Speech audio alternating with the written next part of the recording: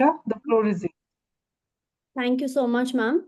I welcome everybody to the sixth talk under NIUA's Expert Talk series.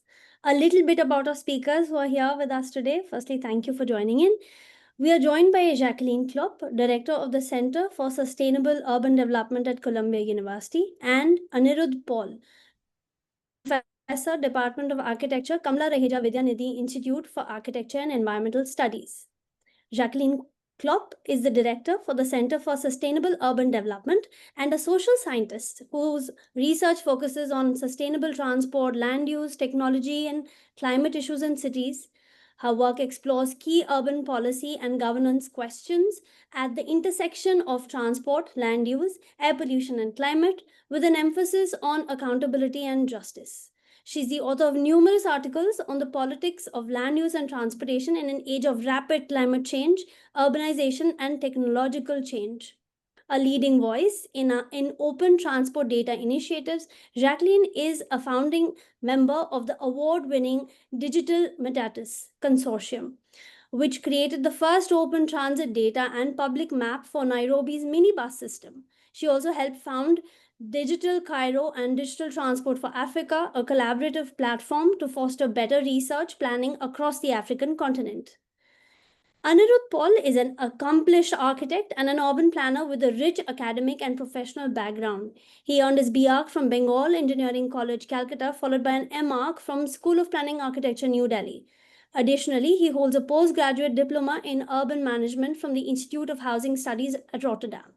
Currently serving as professor at Kamla Raheja Vidyanidhi Institute of Architecture, Mumbai, he has played pivotal roles, having served as director from 2004 to 21, deputy director from 2000 to 2002, and a coordinator at the design cell from 1995 to 2000. Simultaneously, Aneerudha is pursuing doctoral studies at the Indian Institute of Technology, Bombay, specializing in urban science and engineering through the Center of Urban Science Engineering.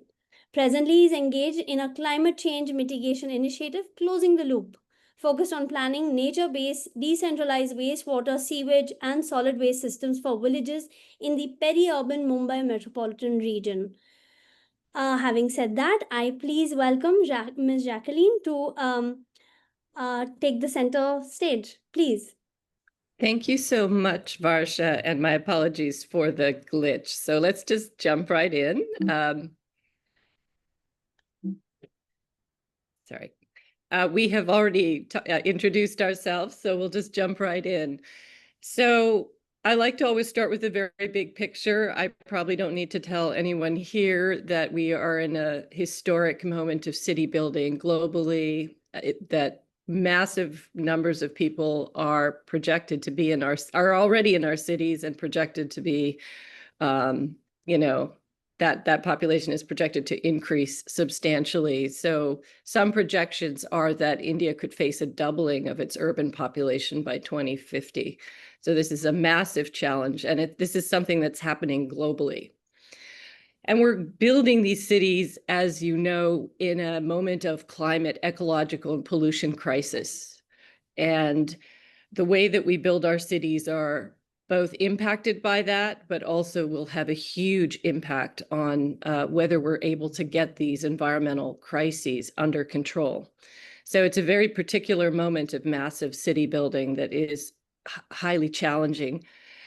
And the trends so far are not very good. We know that within our cities, particularly in the global south, we have growing air pollution problems. And now with climate change, growing air pollution problems actually across the globe, with wildfires adding to our problems. Crashes is one of the biggest killers of young people globally. We have congestion, poor access, and as I mentioned, high vulnerability to climate change and shocks. So I know, again, I'm preaching to the choir. You know this, but I feel like it's always important to just remind ourselves of where we are. And on top of this, we have some very deep global justice issues. So much of the global south, which is not responsible and less responsible for our global carbon emissions, are suffering the consequences, which is a justice issue. And the transport sector is very deeply impacted by this. So it is both a sector that actually generates about 14-15% of our global carbon emissions, and a lot of that's like creating a lot of public health problems. And it's also now being impacted by those emissions that it's contributing to. And just these pictures that you can see here, this also disproportionately often affects vulnerable communities in the global south. And that is also true for air pollution. There have been some very good studies showing the way that a child, for example, in a low-income area in Delhi is exposed to much more of emissions compared to a higher income child, but they're still exposed to a great deal of emissions. So trying to get a hold of this transport problem within our cities is just really, really critical. So what we'd like to do today is we would like to take a new angle and shine some spotlight on a mode that is often neglected within planning. We call it popular transport. It's often considered informal, but actually we believe you need to unpack what is actually informal and what is not. And we like to call it popular to show that large numbers of people use it. And these are the privately provided shared mobility systems that are sometimes the only mode in many communities and also provide critical last mile connectivity across the global south. So in India, we're focusing, of course, on the auto-rickshaw, which is a super important popular transport mode. And we want to show that we have major data and research gaps that we need if we want to support more inclusion and improvements in equity and emissions reductions across the board with transport, but also evolving this mode that is often neglected. And there's a huge opportunity to leverage technology, data commons, decarbonization efforts, these new technologies to address this set of problems, and that we think that this needs to be part of any smart city approach that is people focused. And then what we'll do is just very quickly move through a very detailed case study that Professor Paul will take us through of some incredibly interesting use of leveraging technology and understanding and engaging with auto rickshaws in Mumbai. And we'll end with some recommendations and resources. And I should say that you should feel free to drop questions in the chat. Also, feel free to introduce yourself in the chat. We'd like to go fairly, quickly through this, but so that we can make sure that we have some time to engage you. But if you start populating the chat with questions, that will help us have a conversation. So just very quickly, I painted the really, somewhat ominous picture of where we're at with growing cities, growing problems of service delivery, growing problems with the transportation sector, but there's a huge opportunity here that globally, I'm talking globally still, but I think this applies to India as well, is that the majority of urban residents do take public and popular transport modes and walk.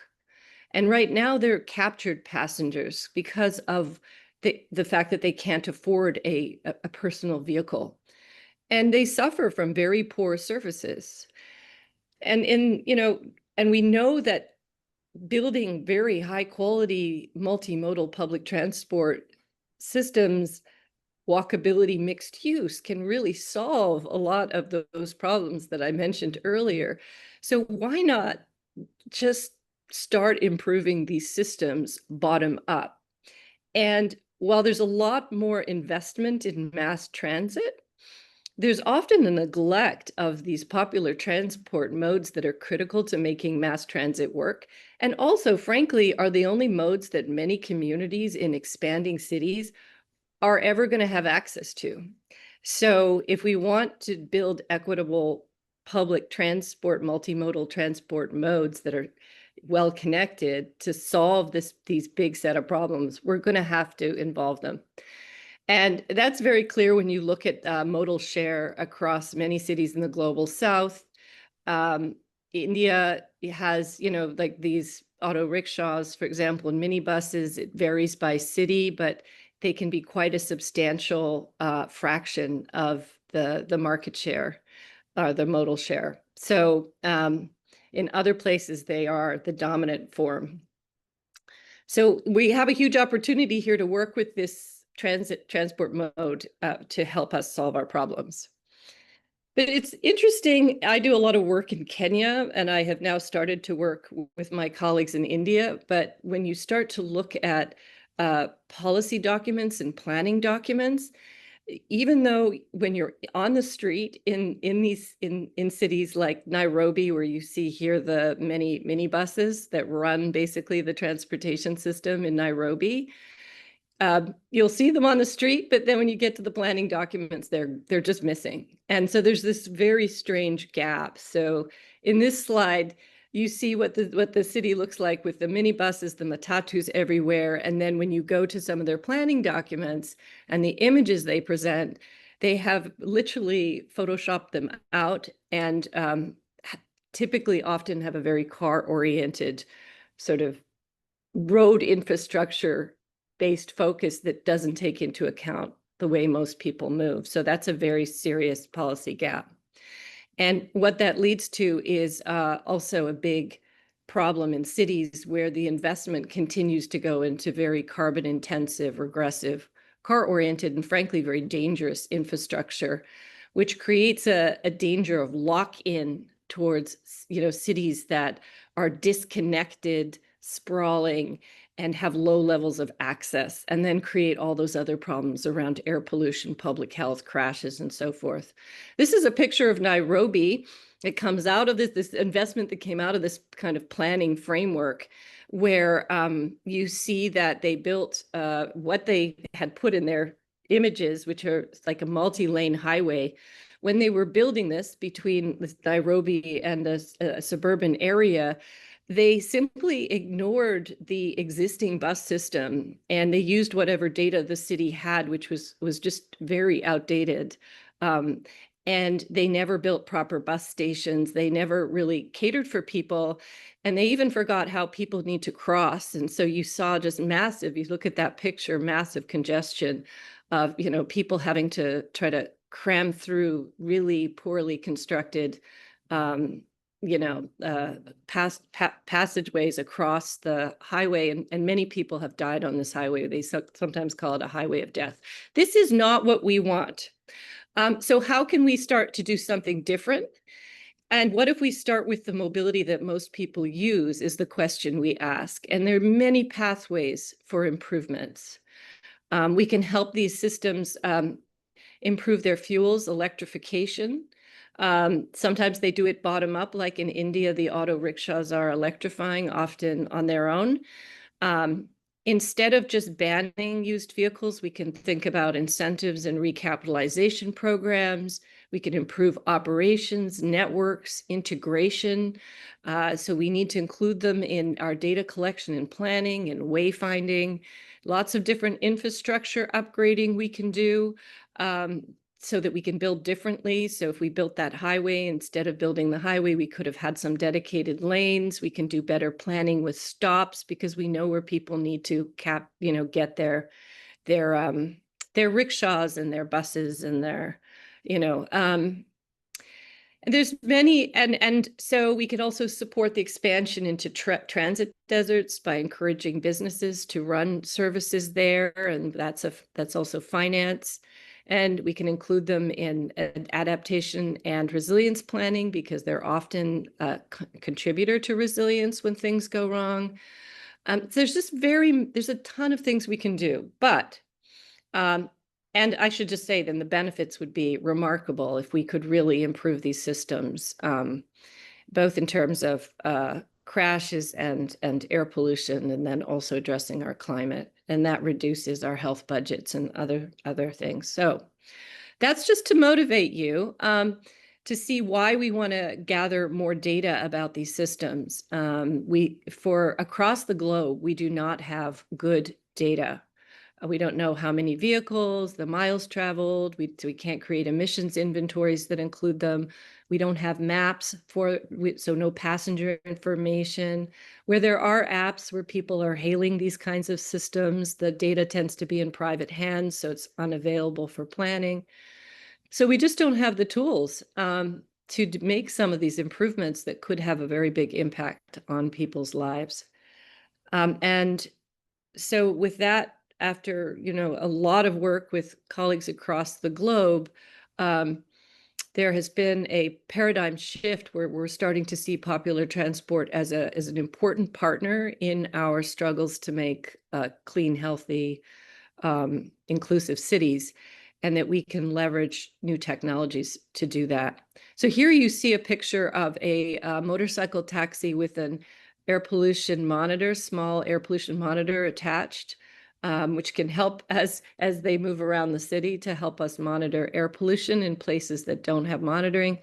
And you see a University of Nairobi student starting to map out the minibuses with a GPS unit. And this is just an example of ways that we can start to leverage technologies in a smart way to help us get the data to solve these big problems. And I'll just say that we were able, through a team with the University of Nairobi, MIT, and with support from Rockefeller Foundation, about 10 years ago, we were able to show that we could map out the minibus system and render it visible. So it's much harder for policymakers to say that that's not the system that they really need to be working with and planning for. And we've seen a policy shift. So now I'm going to, just having said that, I'm going to pass this over to Professor Paul to talk about how we're taking this big picture and this paradigm shift and working in India. So I'll pass it to you. Thank you, Jackie. And good evening, Jackie, and good morning, Jackie, and good evening to all others in India. Okay, so I will start with this whole understanding of the case of auto rickshaws in India. Well, it has 75% of the global auto rickshaw population. Okay, that's what we are dealing with, and lot of Indian cities. In fact, we are going to see the context of Mumbai even, how they play an extremely important role in providing last and first mile connect. In fact, if you understand Mumbai, and all of the speakers, I'm sure you all have visited Mumbai, the rail forms the backbone of the Mumbai's transport system. 7.56 million people are the users. And the auto rickshaw acts as a feeder service, the one which provides the first and last mile connectivity. So what we will do, we'll show you what we have done, but this is the context. And there is a need to understand these systems. How do these systems work? Like, how are the routes evolved? Okay. What are the drivers of assignment, the profitability, access in these areas? Are there areas of transport deficit which are there in these conditions? So these are some things we need to map. So what we will do is we'll take you to the case of Nallasopara, which is in the peripheries of Mumbai, where we have done the mapping, and we will show you how we have used digital tools to reveal this system. So with that, Jackie, the next slide. Before that, let me tell you, such efforts are already being made. Like the idea of smart city and looking at this whole idea of auto rickshaw, which provide last and first mile connectivity, has been tried in the city of Jaipur. Okay, where it's called the Pink City Auto Rickshaw Company. Also, it is a project in Amritsar under it's called the Rahi project, which is a part of the smart city effort there. Okay, where auto rickshaws also have been the transition has been towards electric vehicles. And also there has been work in Cochin, in Ernakulam district especially, where they have formed cooperatives actually to reduce emission, to move towards EV. So that has been an attempt, and they've also tried to integrate it with the city transport system. And in fact, we also know about the case of Kolkata. What they have done is a licensing system which is actually more towards route license. So they have provided route license in the city of Kolkata. So attempts have been made in cases like India, which need to be, I believe, now scaled up. So with that, I'll start with the case of Nallasopara East.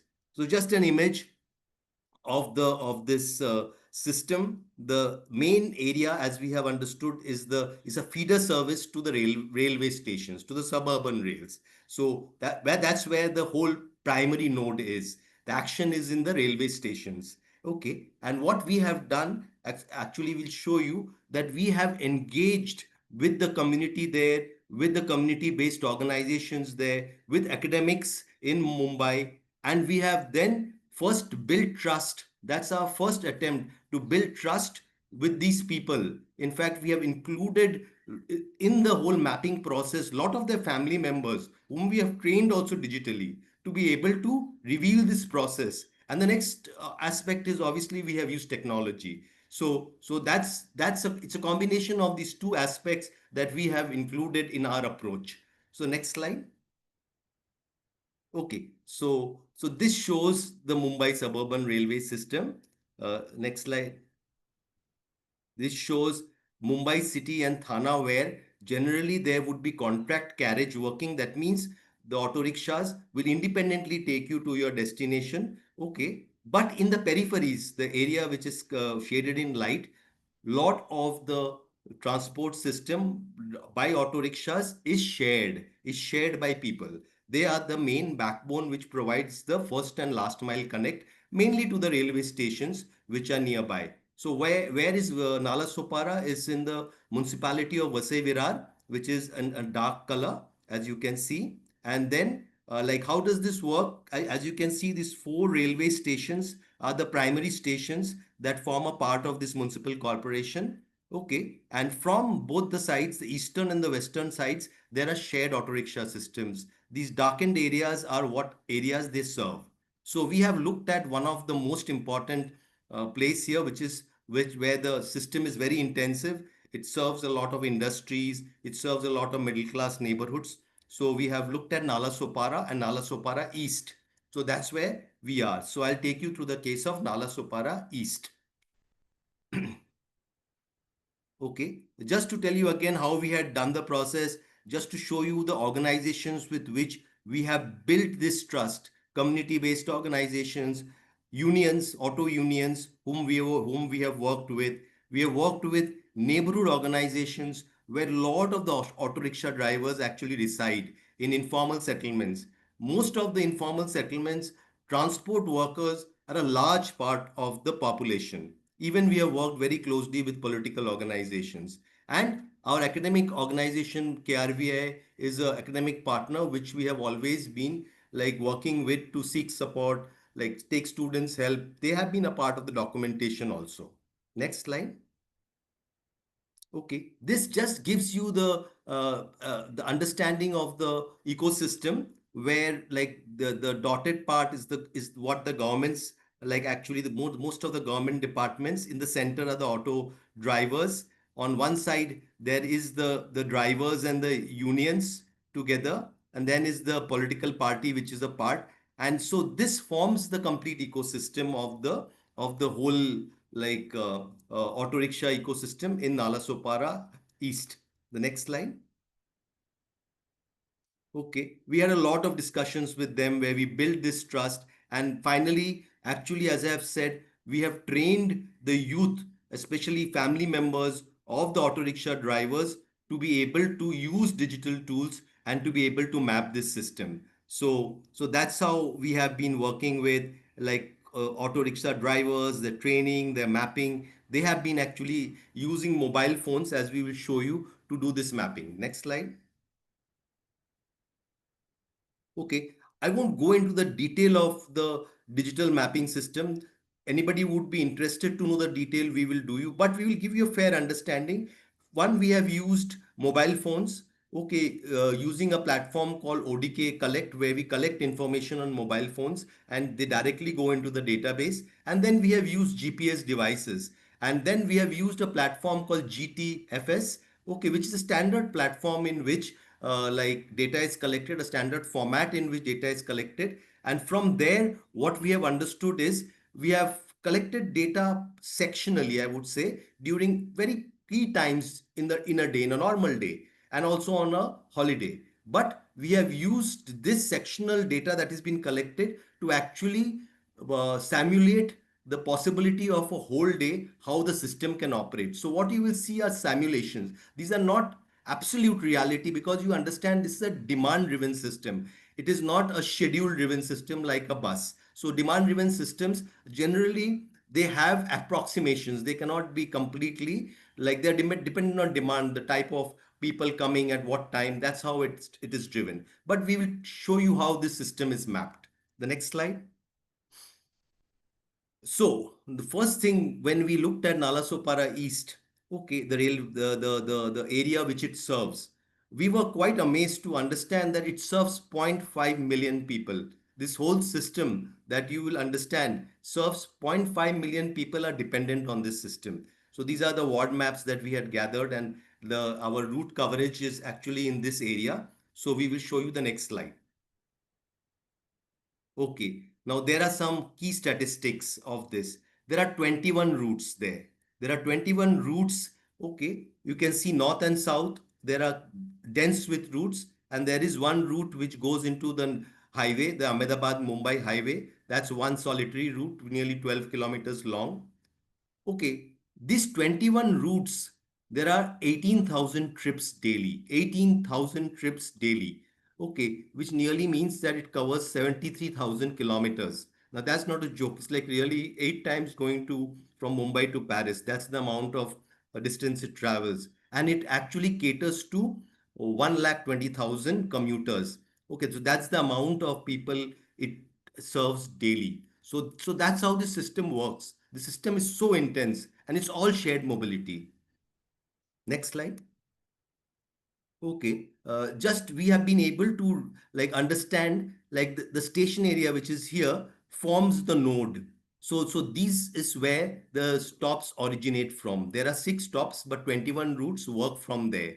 And like there are obviously a lot of intermediate stops, and the final stops are in residential areas, along very important nodes, highway nodes. So this is how the system is framed. Like we have understood all the stops, the origin stops, the intermediate stops, as well as the destination stops. And we had mapped this basically, as I've said, through GPS devices and through mobile phone collection systems that we had framed. The next slide. Okay, just to give you an understanding of the volumes. Okay, we had imagined actually there would be 2 peak volumes, one in the morning and one in the night. Okay, this shows the 24 hours in the day, okay, from 0 to 24. And what we understood, like the complete volume which is the highest is during the evening hours from 9 o'clock to 10 o'clock, when people are rushing back home from all parts of Mumbai to this suburb. So that's the like the rush hours in terms of, in fact, it caters to 350 autos per hour. That means every 10 seconds there is an auto rickshaw at that point of time from 9 o'clock to 10 o'clock. Otherwise, it's a slow build up, as you can see in all the 21 routes, and the maximum is here. It aligns. In fact, you can see the graph below. The graph below actually shows the frequency of the railway coming and going. Okay, and even during the evening, the peak happens of people of railways also serving that area, because they know people have to come back home, and it drops down in the midnight when the last train comes in. So the system just drops out. Okay, the next slide. Okay, this clearly shows all the 21 routes, how the like how the velocity of in these routes, the speed in these routes behave. In fact, it's seen that generally during the evening hours the speeds reduce. Though it reduces to a certain extent, but there is a clear relationship between the auto rickshaws and the speeds which are observed, traffic speeds which are observed in these routes. So this is something we have understood, like how they impact the traffic speed. Okay, the next slide. Okay, this shows an animation. Actually, this is a simulation of the auto rickshaw. As you can see, this is night 2 o'clock. If you see this, it's progressing every 10 minutes. You will see how the volume grows through the day. Mind you, this is to reveal how this system actually, to visualize how this system actually works and how does it manifest through the whole day. So it's a normal day actually, and you can see it's 8:30 in the morning, 9 in the morning, and as we like go ahead, it slowly and steadily the volume grows. So it shows actually an animation of how these auto rickshaws behave through the day. This is somewhere in the afternoon. As we go into the night, we will see how the volume actually increases and nearly comes to a standstill. So that's evening 5 o'clock. Okay, you can see the volume increasing quite a lot. Okay, and as you will come towards 9 o'clock to 10 o'clock, you will see that absolutely they actually fill the whole system. And after that, it will clearly drop down. So that's where it completely stops when the morning again starts. So the next slide. Okay, this shows actually the distances traveled. In fact, they are very short. They actually serve nearly 3.5 kilometers. Most of the auto rickshaws, they actually have routes which are the median is somewhere on 3.5 kilometers. There is one which is standing out, which goes towards the highway. We will see that how that can be understood. But generally, the average distances would be somewhere on 3 to 4 kilometers. So that's the type of route dynamics that operates in this area. The next slide. Okay, we had in fact understood also like what is the profitability. It's not that the longest routes are more profitable. In fact, some of the shortest and the mid routes are actually very profitable. It all depends upon actually the even understand the economics of also class of people staying in a certain locality. If they have the ability to use these systems, how well served they are. So these are things which we had understood from understanding the business model. And generally, the costliest route is 30 rupees. That's what it would be per head. And the lowest would be 15 rupees. So that's what it would be. The next slide.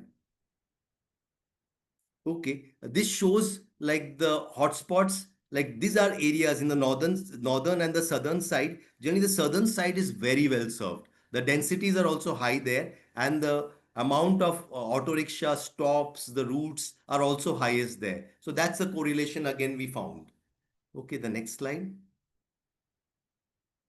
Okay, so what we had done is this blue areas are actually called 5 minutes to 10 minutes walking distance from the stops, and it shows you which are well served areas. In fact, as it grows darker in blue, it means it is well served areas. And as you see these red areas, these are areas which are deficit. They have deficit in terms of transport services. So, and incidentally, it's also the informal areas. That's where the informal settlements are. The red areas are where the informal settlements are. They are primarily along the highway are the industries. So these informal settlements have actually come in along with the industries. In fact, what it shows, this is as per the 2011 census, that 20% of it is of the areas are underserved. But I would this is just a approximation. It has grown more, like 2011 census, 14 years now. Most of these informal settlements have actually seen massive growth as compared to the stable areas. So actually 20% is as per the census population, but this underserved area actually is quite a lot. So this is what has been happening in these areas. Okay, the next.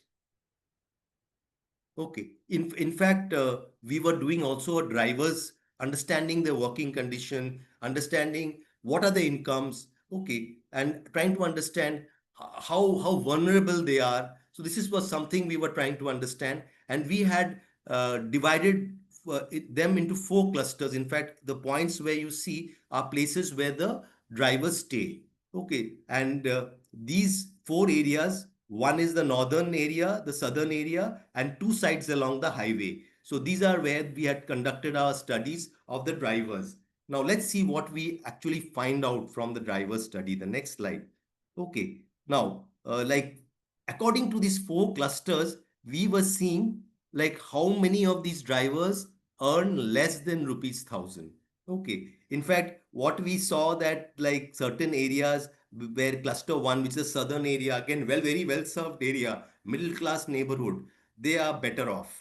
Okay, as you come along both sides of the highway, they seem to be very underserved. So that's what clearly comes out of this. And even also we had done route wise, how exactly are the earnings. So we saw that some routes have larger earnings, like drivers are able to earn more than 1,000 rupees while others are not. The next slide.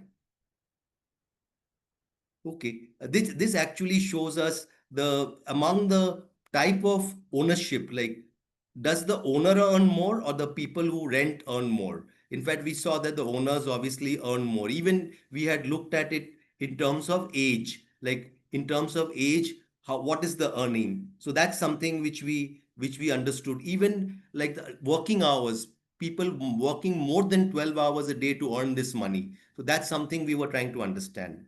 Next slide. Okay, this gives us a fair understanding of the expenditure of a driver. Okay, how much you have to like use for loan repayments, for fuel, for refreshment. Okay, most of it is auto rickshaw based expenditures. Okay, so that's the percentage of expenditures which we had understood. The next slide. Okay, here it gives us an understanding now, like how many of them, if they're earning nearly 30,000 rupees per month, actually their expenditures, if you take household expenditure is much higher than what they earn. If you take auto expenditure, they might be just cutting like in terms of 30,000 to 20 if they are taking it in loan. Okay, otherwise household expenditure, there has to be other family members working, otherwise it's not at all profitable. That's what it indicates. So that's a very like we always think that they're taking more money, but this is what our finding is. Okay, the next slide. Okay, health issues. Amazingly, we had found that there were a lot of health issues, and we had understood health issues in terms of like age and as well as clusters, in terms of respiratory issues, in terms of heat stroke. Mainly, we found that the people in the living on other sides of the highway, they are very vulnerable, especially to respiratory issues because they are traveling long distances. They also like they have a lot of back pain. That's what they complain of. This is something which has been also a finding as far as the working conditions are concerned. The next slide. Okay. In fact, also we had found like how many of them use different types of vehicles. The number of people using battery operated vehicle is very less. Mainly is petrol, a combination of petrol, CNG or petrol. That's what the dominant numbers are. And we found that these are nearly 50% use CNG and the rest of them use petrol or a combination of both. So that's something also that can be addressed. Next. Okay, now this we finally come to the station node, which is a very important node. That's where everything originates from. Okay, and we had understood this node in detail because we saw most of the activity are dependent on the fact that it provides first and last mile connectivity. There are people going home, and most of the activities are around that. Okay, so these are the routes which are generated due to walking. Okay, they walk till the auto rickshaw stand. This is where if you will find that lot of the like where they are going towards the auto rickshaw stand, that's indicated. The next slide. Okay, there is a lot of exchange between people. Okay, who while going home actually buy things. That's something you can see here in these figures. That people when they go home, they actually buy their daily needs. They actually spend some time even in recreation. So that's the exchange which happens, and then they take the auto rickshaw. The next slide. It's also recreation which comes in along with the exchange and also commerce. So these are extremely important aspects which happen in the station node. In fact, most of our planning even in Mumbai has been concentrating towards the railway station, mainly improving the railway station. But as you come outside the railway station, it's always a black box. It's not well understood, even well mapped and understood as places where actually you can see people. There is lot of livelihoods, informal vendors, Okay, then transport workers coming together, actually inhabiting this space along with the users. So it forms a complex understanding of a public realm. So questions are, how do you integrate our city into these understandings? How do you integrate them into our planning systems? That's a very important thing that we are attempting to do.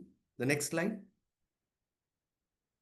With that, I'll take that's my last slide before again give to Jackie. Okay, questions which come in is, how do you integrate technology?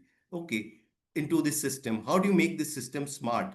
How can you actually make this system transit towards green mobility? It can be.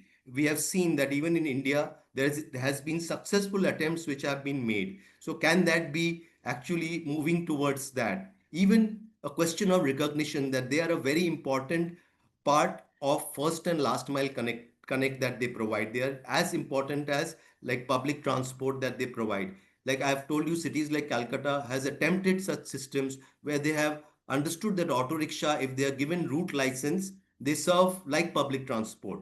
And also there are issues which are policy based, which are mobility related, which actually relates to lot of issues like workers conditions, like understanding of how this can be made inclusive, sustainable, and as a part of an integrated system with our existing mobility systems. So Jackie, with that I'll end, and you can continue with the rest of the slides.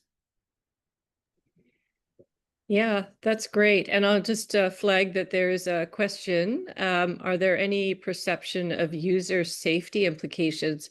Maybe before we go to the final slide, could you maybe talk a little bit about how you got some of the data? I know we're doing like these surveys with the auto rickshaw drivers, and that's how you're getting very fine-grained information. You're also, I think, talking a lot to the passengers. So, Yeah. yeah, Yeah. So yeah. Jackie, actually, we are presently conducting also a user survey. Okay. And as we have seen, we have understood these, especially in the case of Nallasopara, these four areas, mainly the northern and the southern, which are inhabited by middle class neighborhoods. So we are doing clear surveys in these middle class neighborhoods. And then we are also looking at these informal neighborhoods along the highway, both sides of the highway. So we're looking at neighborhoods there also to understand the user perception in those pockets also. So we get a fair understanding of user from all the sections.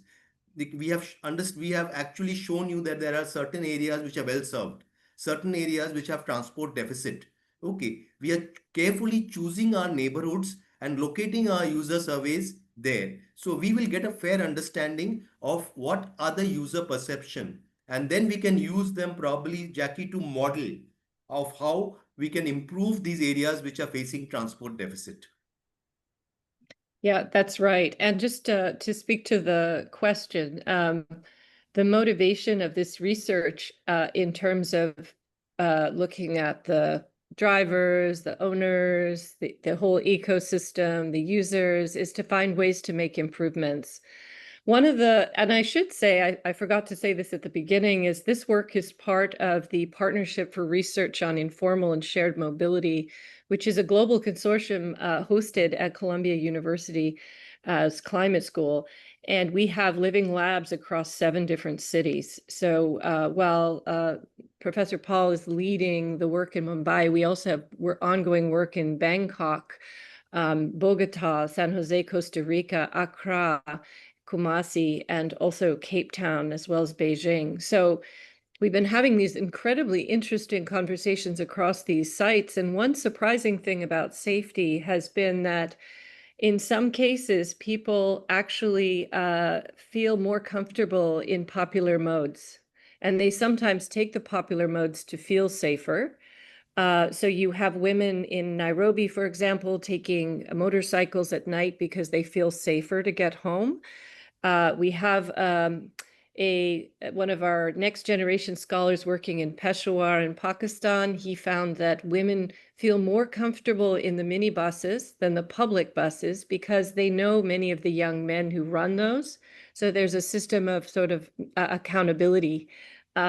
So there's some very surprising findings around safety and perception and these different popular modes. And I'm not saying that's always the case. The matatus in Nairobi, for example, there are many people who feel very unsafe in that mode in certain routes. So it's a really important question, and it's also important to be asking systematically users and the people who run these systems these kinds of questions to make improvements. We need to be data-driven, and that's what we mean by being smart, as well as being collaborative.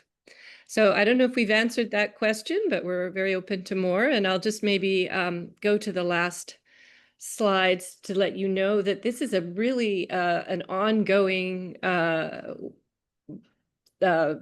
agenda, and we have more steps planned with further partners.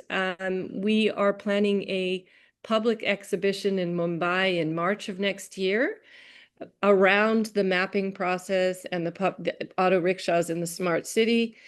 We are hoping to have more partners. So if any of you are interested in partnering with us on that, that will be great. The Columbia Global Center in Mumbai will also be a key partner in that, along with the American Institute of Indian Studies. We're now, thanks to support from the Columbia World Projects, we will be extending this work into 2-tier cities. And we will be starting a pilot in Ahmednagar, and we're going to really focus on some of the most peripheral communities that have been, have relocation communities. These are some of the most vulnerable people. How do they get access? How do they get, services? Can those services actually be seeded? Can you actually improve routes? Can you work with the auto rickshaw sector to solve some of the problems there? And we're gonna make all the data, including the data you saw here, open on a platform that we're building, and people can play with it, do studies. We'd also really like to further this collaboration and have a vision towards building up capacities in cities and the ecosystems in cities that include tech companies to be able to collect this kind of data for planning purposes. And we really want to work with planners who are working on all kinds of hard problems, whether it's transport planning, land use planning, which should all be integrated, of course, as we saw, like the Nallasopara station is actually a node with a lot of important integrated activities that save trips. They save people time. They allow people to do a lot of things in one place, and that saves them from making trips, and that saves them money, that saves them time, that saves us emissions. It's a local transit oriented development. So we're kind of very interested in how do you make sure that gets, as Professor Paul said, how do you make sure that gets integrated in planning? So I should also mention that this is a global effort, and we will be having the first ever global convening with our colleagues at Chulalongkorn University in Bangkok in October of next year. And that's going to be very exciting. We'll bring a lot of this work together to see if we can continue to shift that paradigm towards seeing these systems not as a problem, but really as partners and part of the solution. And we just wanted to leave you with some resources. We can share these slides with you. We have some papers that have emerged out of this work. We also have a policy brief that's focused on bringing them into climate adaptation. Some of our colleagues in the Mumbai Living Lab, like Alex Mohan, have been really developing video material and learning material. So we have a lot of resources we're willing to share, and we're open for collaboration. So I will stop there. And I think we have a few more questions. Yes, we will have a recording. Are there any more questions for us? Thank you. I'm Dr. Debolina Kundu, Director of National Institute of Urban Affairs. I would like to thank both the speakers for their excellent presentations and bringing to focus the entire area of auto rickshaws.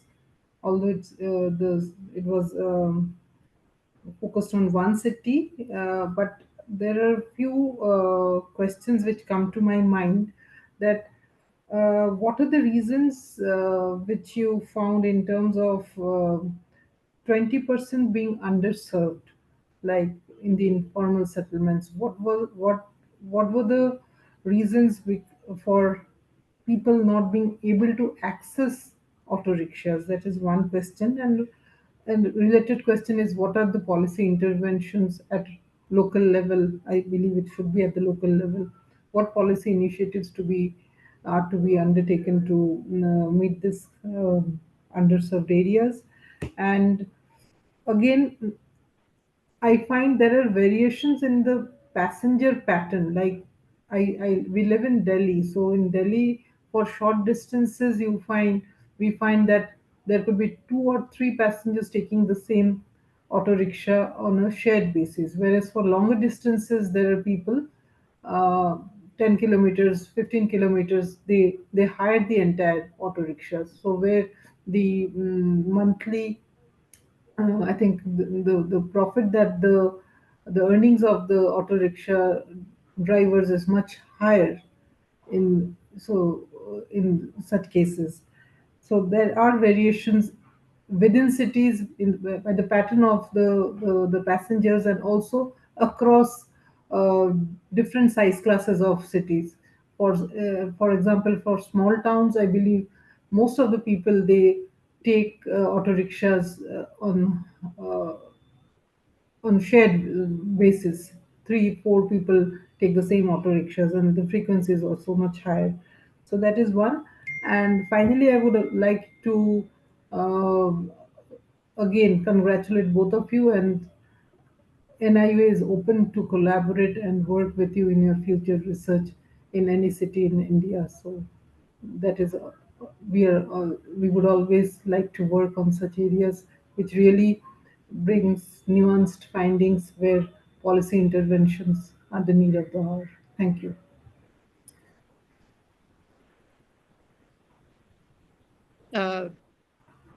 Aneerudha, do you want to answer the question around the 20% underserved? Yeah, I yeah, think yeah, you're best positioned to yeah. speak to that. Yeah.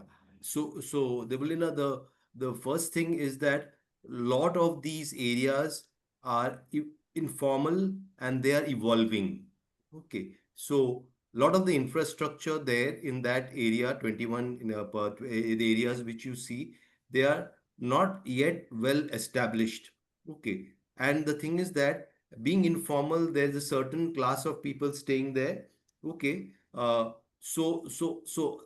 though lot of the people there want auto rickshaws, in fact, some of the people whom we were talking to, they travel to that long highway that you saw of 13 kilometers. So they travel to the auto rickshaw nearly 35 minutes from their houses, sometimes even 45 minutes. Okay, to the houses, mainly the men, the women, and the children. They are very vulnerable, absolutely vulnerable. They don't have any form of mobility in those areas. So the government has yet to do lot of work of infrastructure improvement in those areas, okay, before they can actually make those areas well served. Okay. In fact, that's one of the like aspects that we are talking to these people, like, and that's the reason why they have also helped us, that we will help them negotiate better infrastructure in those informal localities. So that's one of the reason why you see that those 20%, because clearly we could see a link between informality and underserved areas. That's something we could establish very well. While if you see those northern and southern areas which where lot of auto rickshaws operate, though they are the middle class neighborhoods, they are the cooperative societies. That's where all the gated communities are coming up. So that's where actually they are better served in terms of those areas. Yeah, could I add that one of the problems with having this kind of privately provided shared mobility, even though it's so important and we believe in working with them, is that, of course, they're going to go where they have customers who can pay. And we're trying to think about transport as social policy, like being able to provide access to services for people in a very affordable way is part of really their well-being. And so we're also thinking about it as like an area that provides a lot of labor and livelihood. So if there were ways to actually support and seed these businesses in places that don't have them, that could be a very interesting new intervention. And then the other part of it is, can we also look at ways, we're going to have a conversation with our colleagues in Cape Town about like, are there ways to figure out how best to encourage routes that make sense for passengers? So it's not just driven by how do we, I mean, they're often pretty, like they are the planners of these routes, the people who own and run these rickshaws. But is there a way to actually intervene in that to make the routes better for people and more accessible? So there are many things we can do if we start to see them more as partners and part of the planning process, and also see them not just as a mode of transportation, but also as a livelihood and also a social policy to improve inclusion in our city, in our cities globally. The one thing we found, even in cities like Bogota, which are incredibly well served with high quality public transport, is that even when they build mass transport into poorer neighborhoods and informal settlements, we see that, like, for example, they built a cable car for mountain communities that were quite marginalized, that the popular transport expands. Because what happens is more people go to those places with mass transit, the city keeps expanding, and the popular transport is always ahead of the planners. So the question is if they're kind of, but there's still these huge gaps, right? Because of affordability and also the lack of maybe some of the intervention of better routes. So there's huge opportunities to kind of work with them and try to get ahead and understand this dynamic to do better planning. Yeah. So yeah, and thank you also for the invitation to collaborate. We would be delighted to collaborate with you on this. So we'll continue to have conversations. Thank you so much. Varsha, do Yes, you ma'am. kindly take over? Yes, please, please. Yeah. Thank you so much, Ms. Jacqueline and Aneerudha. So, I mean, being in the transport realm as well, at NIUA, I understand that popular transport does hold the key to make or break policies and interventions and public infrastructure as we see it, because they are the key drivers of achieving the higher ridership that we want for mass transit systems. They, besides NMT, that's a non-motorized transport, they do hold that leverage, that key. And such data, such simulations, it's I'm sure the entire all the participants would have found this very insightful, that how data simulations such as has shown can really inform the, not just the planners, but the but all the policy makers as a whole. And I love how the trust building component has come in, because I understand that people will always hesitate to have a GPS tracker on their vehicles, because they always think what kind of data are we trying to map and what are we trying to do, maybe try to steal their livelihood for all they know. But I loved how the grassroots level interventions and the meetings have really informed the entire exercise. It's great to see that, and we hope that such more initiatives and our probably future collaborations would inform such policies further and help our city planners plan more sustainable and livable cities. And yeah, I'm sure everybody's gained a lot. Thank you everyone for joining in, Director Ma'am, Aneerudha, and Jacqueline. Thank you so much. I'm sure this is one of many that we'll have in future. Thank you so much, everybody, for taking out time and joining in. Thank you. Thank you. Thank you. Thank you. Thank you.